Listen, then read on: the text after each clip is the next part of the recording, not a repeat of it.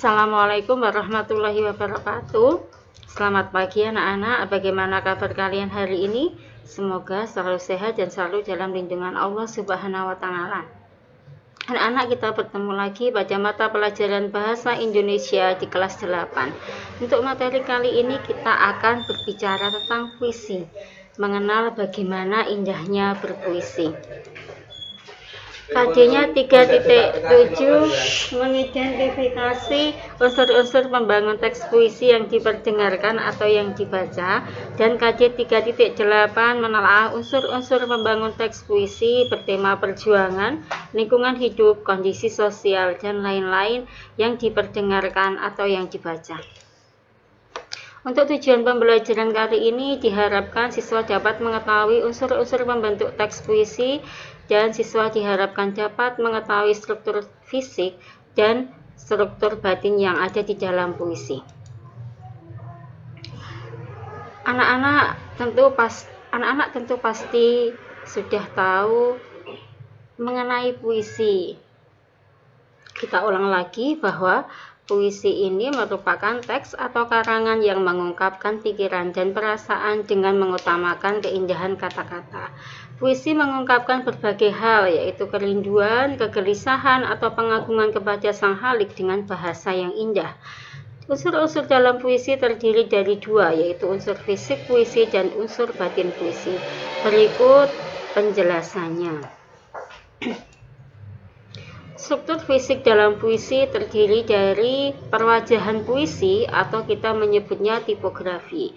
Nah, tipografi dalam puisi ini contohnya ada pada buku paket Bahasa Indonesia halaman 96. Di situ ada judul Gadis Meminta-minta, karangan dari Toto Sudarto Bahtiar. Kalau anak-anak amati, di puisi Gadis Meminta-minta ada 3 bait. Nah, baitnya di situ dituliskan lurus. Bait pertama ada 4 baris, bait kedua ada 8 baris, bait ketiga ada 4 baris. Nah, baitnya di sini bait lurus. Contoh lagi pada puisi Sutarji Kausum Bahri yang berjudul Winka dan Sihka. Nah, kalau kalian amati di situ bentuknya zigzag seperti Z, Winka, Sihka, dan sebagainya.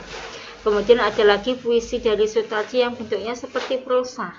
Nah, itu namanya tipografi. Jadi kesimpulannya tipografi itu bentuk puisi yang ada dalam halaman puisi. Bisa ke kanan, bisa tepi ke kiri, pengaturan barisnya bisa lurus, di huruf kapital, bisa diakhiri dengan tanda titik, dan sebagainya. Yang kedua, diksi. Diksi merupakan pemilihan kata-kata yang dilakukan oleh penyair di dalam puisinya. Yang ketiga ada imaji. Imaji ini kata atau susunan kata yang mengungkapkan pengalaman indrawi. Contohnya imaji auditif. Imaji auditif ini pendengaran atau imaji suara. Kemudian visual. Visual ini imaji penglihatan. Yang ketiga ada taktil, imaji raba atau sentuh. Satu lagi anak-anak namanya imaji kinestik. Kinestik itu merupakan imaji gerak. Yang keempat berupa kata konkret. Kata konkret ini kata-kata yang memungkinkan memunculkan imaji karena dapat ditangkap indera, berhubungan dengan kiasan atau lambang. Perlambangan menyebutnya. Kalau kalian buka di buku paket pada halaman 92 ada puisinya Sapardi Djoko Damono, judulnya Hujan Bulan Juni. Di situ ada tampak sekali lambang-lambang yang dimaksud, misalkan dinyatakan dengan kata hujan dan bunga. Hujan merupakan perlambang bagi kebaikan ataupun kesuburan, sedangkan bunga itu bermakna keindahan. Yang kelima, gaya bahasa. Gaya bahasa ini penggunaan bahasa dengan menghidupkan atau meningkatkan efek sehingga menimbulkan konotasi. Konotasi itu makna kiasan atau yang tidak sebenarnya. Kita menyebut gaya bahasa sebagai majas. Contohnya, ada majas personifikasi. Personifikasi itu benda mati yang dianggap seolah-olah hidup seperti manusia. Kemudian ada metafora, perbandingan. Ada hiperbola, melebih-lebihkan, dan sebagainya. Yang keenam ada rima atau irama. Rima atau irama persamaan bunyi puisi bisa di awal, di tengah maupun di akhir. Kalau kita amati di puisinya Halaman 96, gadis peminta-minta. Di bait yang pertama contohnya anak-anak. Setiap kita bertemu gadis kecil berkaleng kecil. Di akhir itu ada cil. Kemudian di baris yang kedua duka.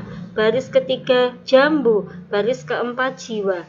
Nah, jadi setiap barisnya itu kan berbeda-beda di akhir bu. Wah, itu termasuk dalam persamaan bunyi atau rima. Berikutnya struktur batin puisi meliputi tema atau makna. Tema ini paling penting. Contohnya misalkan tema kepahlawanan. Kalau di gadis peminta-minta itu juga ada temanya. Kemudian rasa atau feeling, ini sikap penyair mengenai permasalahan yang terdapat dalam puisi. Yang ketiga nada, sikap penyair terhadap pembacanya, ini berhubungan dengan tema dan rasa.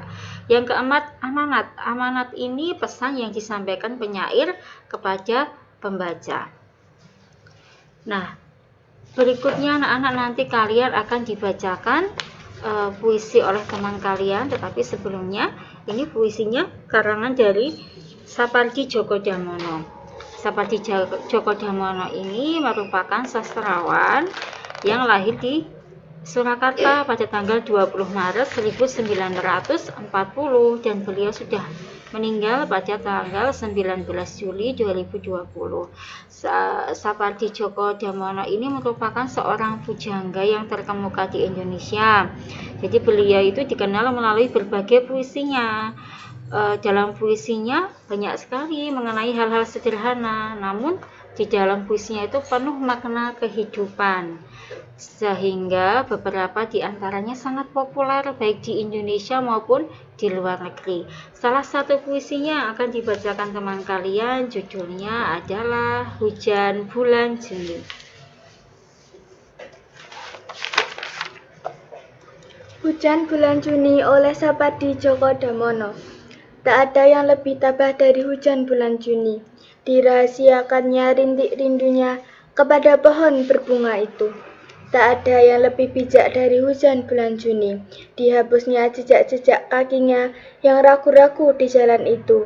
Tak ada yang lebih arif dari hujan bulan Juni. Dibiarkannya yang tak terucapkan diserap akar pohon bunga itu. Nah, demikian anak-anak pembacaan puisi dari teman kalian. Ini ada di buku paket Bahasa Indonesia pada halaman 92. Kalian baca ulang lagi puisi tadi, kemudian jawablah pertanyaan berikut. Ada 5 soal. Yang pertama, mengapa teks itu dikatakan puisi? Yang kedua, teks itu mengungkapkan perasaan apa? Sedih, kagum, cemburu, rindu, atau sayang. Yang ketiga, apa yang diceritakan dalam puisi di atas? Yang keempat, ditujukan kepada siapakah maksud dari teks tersebut? Yang terakhir, bagaimana sikap kalian berkaitan dengan masalah yang diangkat dalam puisi Hujan Bulan Juni karya Sapardi Djoko Damono. Nah anak-anak, demikian materi yang saya sampaikan hari ini, semoga bermanfaat. Kita bertemu pada pertemuan berikutnya. Kita masih akan membahas mengenai Hujan Bulan Juni, tetapi kita akan menganalisis struktur-struktur yang ada dalam puisi tersebut. Semangat belajar. Wassalamualaikum warahmatullahi wabarakatuh.